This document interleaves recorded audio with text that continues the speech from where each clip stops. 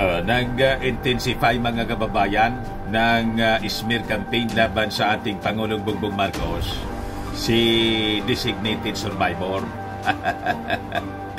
Bakit na niya, Mr. Maravillas? Suportado daw niya yung bill ng kanyang kapatid na si Pulong, mandating elected and appointed officials sa ating gobyerno na magsailalim sa random drug test gamit yung hair follicle.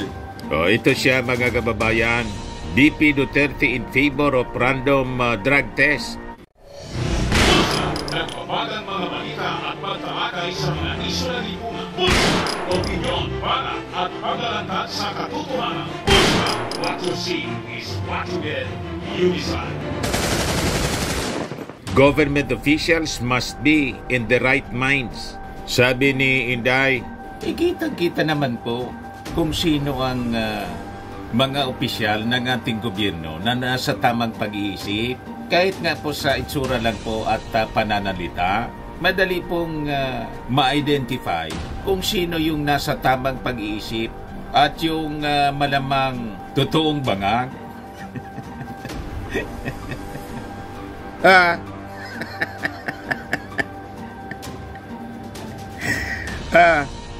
Kitang-kita po.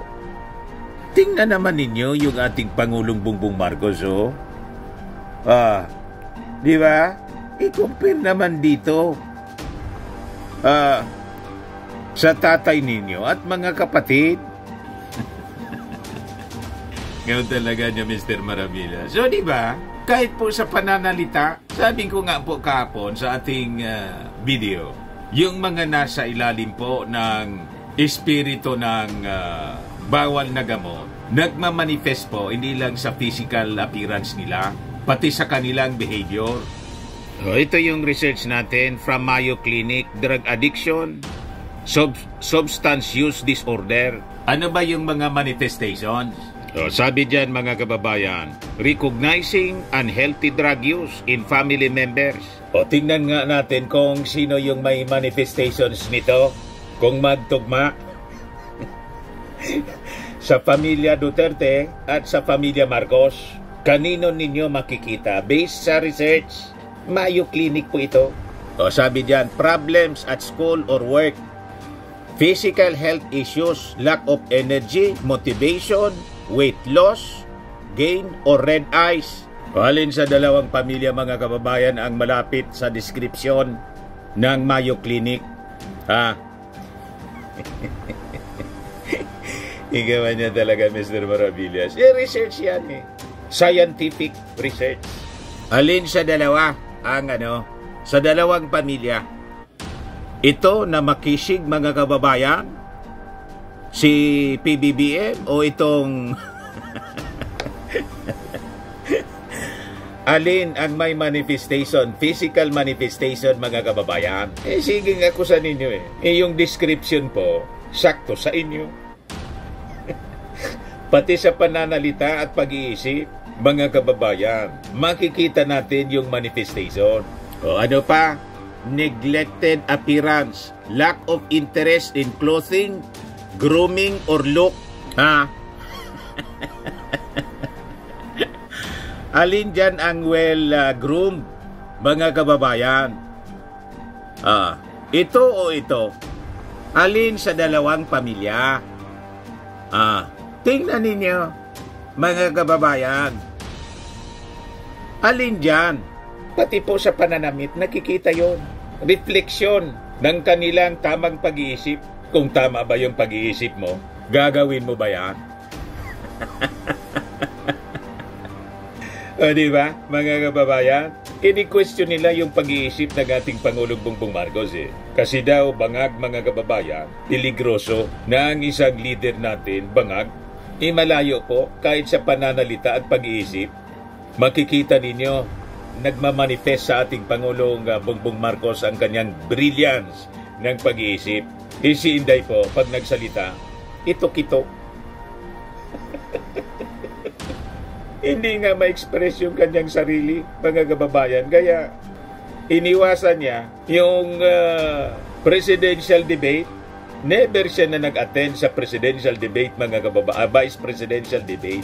Pero yung ating Pangulong Bongbong Marcos, kaya nga po landslide, isindayan niya Mr. Maravillas, di ba mas marami pa? Nakasakay po nga sa Marcos loyalist. 31 million supporters. Yung exercise sa inyo, yung full story ng balitang yan, click subscribe muna dito sa ating YouTube channel and hit the notification bell para lagi po kayong updated sa mga kaganapan dito sa ating bansa.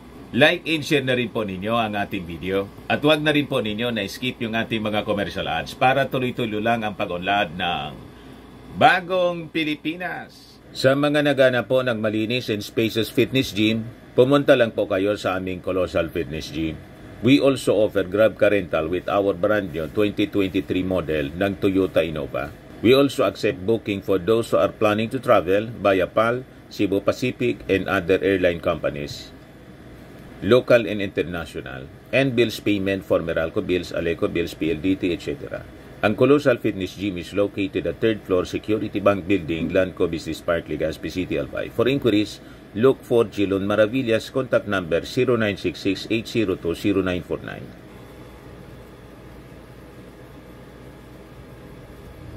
Yan po yung aming Innova.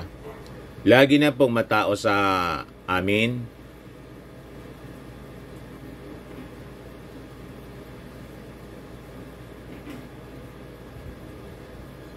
Yan po mga bagong clients namin. Napakaganda at colorful at napakalinis ng aming gym po.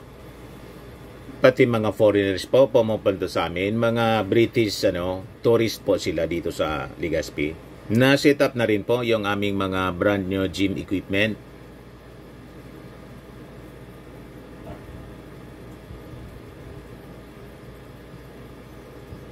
May treadmill na rin po kami. Ito naman po yung bago naming product na binibenta online. Eye Glow Serum, whitening po siya. Tingnan ninyo yung epekto sa aking anak na architect before and now. Yung mga inquiries po ninyo, dumiretso na lang kayo sa kanyang Facebook account, Riz Maravillas. Ito naman po, Firmax Firming and Lifting Cream, pinapahid po sa mga pulses in affected area. Mainam po sa paninigas ng mga kaso-kasuan.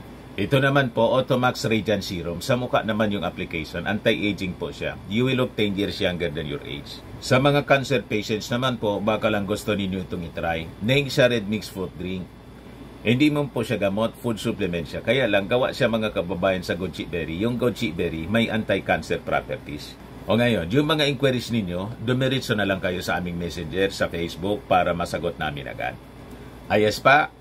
Ayos na ayos niya Mr. Maravilla. Is po ng kanyang boto, yun ang DDS. More or less 1 million lang po yung lamang. Less than 1 million. Yun lamang ni Inday. So ang 31 million doon, Marcos supporters. Kaya yung utang na loob po, nasa mga Duterte kasi nanalo si Inday. Kung hindi po nakipag-unity team, talo si Inday. Pangulo pa rin ang ating Pangulong Bongbong Marcos. Ano pa, sabi rito nilista ng Mayo Clinic, changes in behavior. Sabi diyan, major efforts to bar family members from entering the teenagers sa room. Iyan kung teenager pa. Or being secretive about going out with friends. Or drastic changes in behavior and in relationship with family and friends. Alin sa dalawang pamilya ang intact, mga kababayan? Ito alam na natin, broken family ito. Alin sa dalawang pamilya ang laging magkakasundo? Ito ba o ito? Bakit niya Mr. Maravillas magkakasama sila? Yung totoong pamilya ni Digong nag-unite po sa mismong bibig ng kanilang supporter ng galing. Ayan sabi ni Crisette Laureta Chu, the greatest contribution of BBM and Martin to the Philippines is this picture happening. Duterte's assemble. So ibig sabihin, nag-unite yung family. Dati hindi sila magkakasundo. Ngayon, nag-assemble sila para labanan na ng todo-todo yung Marcos family. Sinupalpal mga kababayan ng isang Marcos loyalist. Sabi ng ating kaibigan na si Benji Contreras, achievement na pala sa mga DDS ang magkita-kita ang original na pamilya ni Digong. Ang mga Marcos, especially ang first family, ay halos araw-araw nagkikita-kita. Bakit kasi hindi pa sinama yung isa pang pamilya ni Digong para one big family? One big happy family sila. Basag na basag mga kababayan. Kaya po, sabi nga, gusto mong ayusin yung ating bansa. Kaya hindi po naayos ni Digong yung ating bansa. Kasi unang-una, yung ganyan pamilya nga, hindi niya naayos. Di ba? Paano mo aayusin ang bansa? Pamilya mo wasak. Remember mga kababayan, the family is the smallest unit in the society. In our society, family is the smallest unit. Kaya magulo yung bansa. Dapat kasi nagsisimula yon sa pamilya. Pag maayos ang pamilya mga kababayan, maayos yung community, maayos yung barangay kasi kulang yung pasaway. Kaya nga yung motto noon ng dating Pangulong Ferdinand Idralin Marcos mga kababayan, sa ikauunlad ng bayan, disiplina ang kailangan. Yung disiplina dapat nanggagaling mismo muna sa pamilya. Yun din mga kababayan, yung ina-advocate ng ating Pangulong Bongbong Marcos na dapat magmula sa pamilya para maunlad ang ating bansa. Yun ang itinutulak po ng bagong Pilipinas. Simulan natin sa ating sarili, sabi ng ating Pangulong Bongbong, nung launching ng bagong Pilipinas, nandun kami ni Mrs. Yung mag-ayos ka man lang sa iyong bahay, malaki na yung contribution sa iyong pamilya. Ikaw yung pamilya mo, hindi maayos, wasak, paano mo aayusin yung ating bansa? Tama po? Kaya tama itong sinabi ni Benji Contreras. Achievement na palaan niya para sa mga DDS, yung magkita-kita yung pamilya. Duterte. Isa pamilya Marcos po, araw-araw nagkikita-kita sila. Nagde-date-date si Mrs. Marcos, Lisa Marcos, kahit busy-busy sila sa trabaho. With the President, they see to it mga kababayan, na may time pa rin sila sa kanilang pamilya, sa kanilang sarili. Kasi napaka-importante po ang pamilya na buo. Yan ang pamilya Marcos po. Especially the first family this time. Yung unang first family, si Imelda Marcos. At yung asawa niyang presidente. And this time, si President Bongbong Marcos, saka si First Lady Lisa Marcos. Iyong pamilya Duterte, wasak. Kaya nga yung mga anak niya, hindi niya napalaki ng maayos. Kaya tingnan ninyo kung mag-behave. Walang mga manners. Hindi napalaki ng tama. Kasi sabi ko nga po, paano mo mapapalaki ng tama yung mga anak mo, yung mismong magpapalaki si Digong, masama ang ugali? Tama? Kung ano ang puno ay siyang bunga, sabi po sa Bible. Yan po dito sa Luke chapter 6 verse 43 to 45. Sa puno makikilala, sa bunga makikilala ang puno. Kung mabuti ang puno, mabuti rin ang bunga nito. Kung masama ang puno, masama rin ang bunga nito. Ang santol hindi magbubunga ng mansanas. Kung ano ang puno, siyang bunga. Kaya like father, like daughter, like father, like son. Paano mo pinalaki yung anak mo? Ipinalaki mo sa wasak na pamilya, kaya wasak din yung kanyang pag-iisip. Tama po? Yung Marcos po, pinalaki sa buong pamilya, kaya buong buo yung kanilang pag-iisip. Pati yung kanilang paglilingkod mga kababayan sa bayan, buong buo siya. Naayos ng pamilya nila Maayos yung pamilya. Kaya they have that moral ascendancy. They have that credibility na magsabi, kaya naming ayusin yung bansa. Naayos namin yung pamilya namin. Ito, naayos niya yung pamilya niya. Di ba hindi? Kaya tingnan ninyo, malayong malayo sa mga Marcos. Malayong malayo, sa itsura pa lang po, alam mo na kung sino yung may bisyo. Turo kayo ng turo. Panira kayo ng panira, yung paninira ninyo, bumabalik sa sarili ninyong pagkatao. Product of research ito, Mayo Clinic. Hindi natin ito gawa-gawa lang. Yan po, changes in behavior. Pati sa pag-uugali po, secretive. Kaya si Inday po, secretive. Secret. Pati yung pamilya niya po, hindi nga niya pinapakita sa publiko, hindi niya kasama palagi yung kanyang asawa. O di ba? Lumayas ng bansa sa gitna ng pagbaha nung bagyong Karina, pasikritong pumuslit. O di ba? Inabuking po, galit na naman siya kasi nabuking.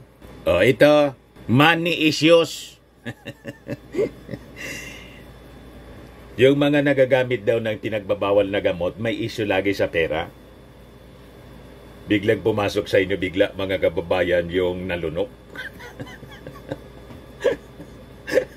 Iniimbestiga na ngayon ng Congress, mga kababayan, yung confidential funds na nalunok.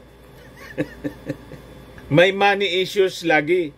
Sabi rito, sudden request for money without a reasonable explanation or your discovery that money is missing or has been stolen or that items have been disappeared or have disappeared from your home, indicating maybe they're being sold to support drug use. Yan po sa family. Pwede din po sa sa bansa. Kung isang public official yung nagagamit ng pinagbabawal na gamot. Ngayon, ang long-term effect, mga kababayan, ng paggagamit ng pinagbabawal na gamot, yan po, decreased mental sharpness, poor performance at school or at work. Sino sa dalawang pamilya po ang may poor mental sharpness? Marcos o Duterte? Si Inday yung ating Pangulong Bongbong Marcos. Sino sa dalawa? Poor performance. Sino sa dalawa? Pagdating sa trabaho, si Inday as Vice President and dating DepEd Secretary or yung ating Pangulong Bongbong Marcos? Kumusta naman yung na-achieve ni Inday sa DepEd? Huwag kami mga nausog. Malinaw na malinaw po. But anyway, pinapaliwanag lang natin po based sa scientific research para malinaw sa ating mga kababayan. Balikan natin yung sinasabi dito sa balita na gustong mangyari ni Inday. Suportado daw niya. O di okay. Pero sabi nga ng mga congressmen natin, yung Young Guns in Congress, itong inisponsoran ni Pulong, dapat siya mismo ang mag-defend. Hindi yung ipapasa lang niya sa iba. Kasi si Pulong pala po, hindi na makita sa Congress. You see, hindi na magtrabaho, sige lang ang kubra. Yung paniwala natin, parehas din ang paniwala ng karamihan sa mga observers, mga analysts. Ang objective lang naman po, pati ng mga young congressmen, Young Guns in Congress, ang purpose man lang nitong pag-file ng bill ni Pulong is to smear the president. Ngayon, suportado po ni Inday. Siyempre, humiwalay na po eh. They have to intensify the smear campaign laban po sa ating Pangulong Bongbong Marcos gamit yung bangag. Wala man pong pumatol sa mainstream, mga kababayan. Gusto nilang gatungan yung publiko na mag-alsa. Wala man pong nag-aalsa, kundi yung high blood lang po nila. Na-high blood na sila, na-stress na sila masyado. Kasi despite ng pag-designate ni Inday sa kanyang sarili, pag-appoint ng kanyang sarili as designated survivor, hindi mga po makagain ng support.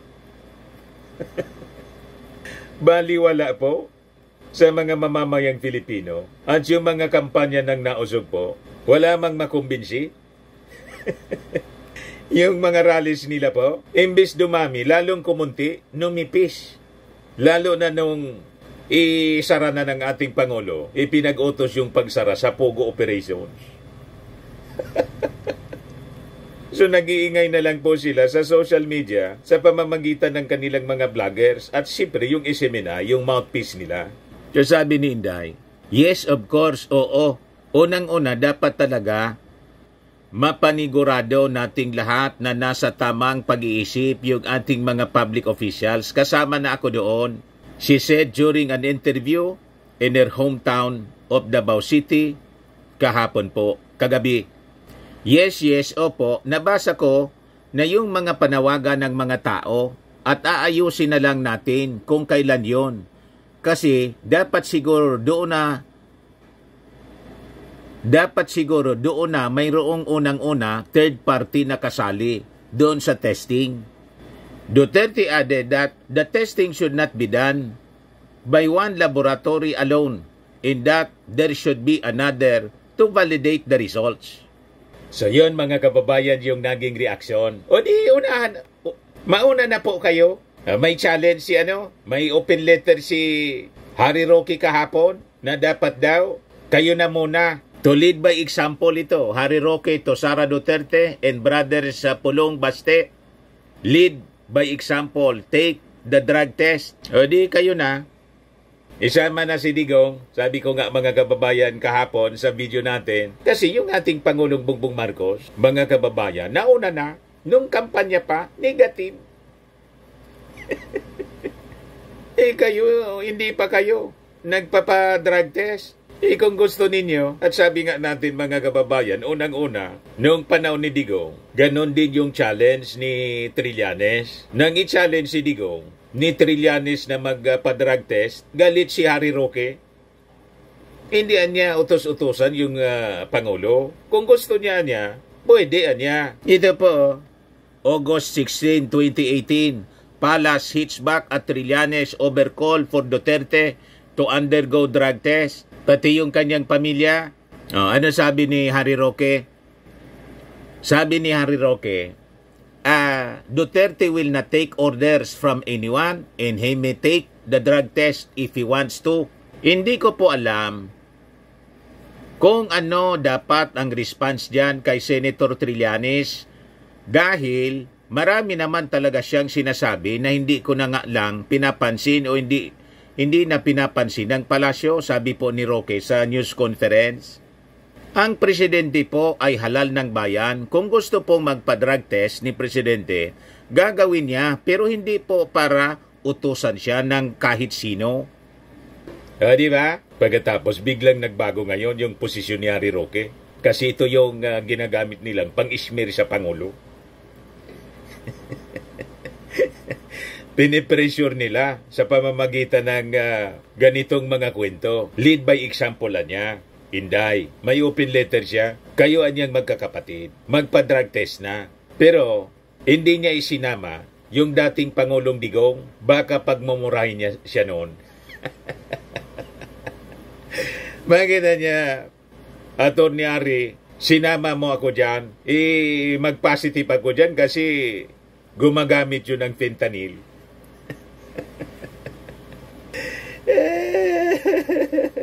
Kung gusto ninyo magpa-drug test, di magpa-drug test kayo. Yung Pangulo, tapos na. Inuuto-uto lang ninyo para siraan yung ating Pangulo. Gusto ninyong i-smear, gatungan yung mga mamamayang Filipino, papaniwalain, o hindi niya nagpapa-drug test, hair follicle, sigurado niya ang addict siya.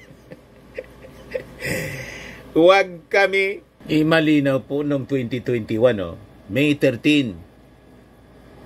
May 13. Noong 2021, Bongbong Marcos tested negative for cocaine in 2021, sabi po ng drug analyst. Yan po, yung issue ng Pedialyx po, sabi ng drug analyst na si Jeresa Reyes ng St. Luke's Medical Center. As analyst po, may lumabas na line. So, sa drug test kit po natin, meron dong control line and line for drug analyte. Doon sa resulta, may lalabas po na dapat siya talaga na line as negative. So negative po yung ating Pangulong Bongbong Marcos sa cocaine. So ano pa, ulit-ulit, inuuto-uto ninyo yung ating Pangulo at ngayon si Inday po, sumama sa pang-uto.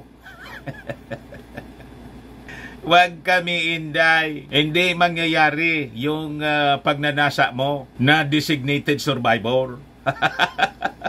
At malamang sa malamang, pag 2028 presidential elections, hindi na mangyayari yung inyong pangarap na manalo.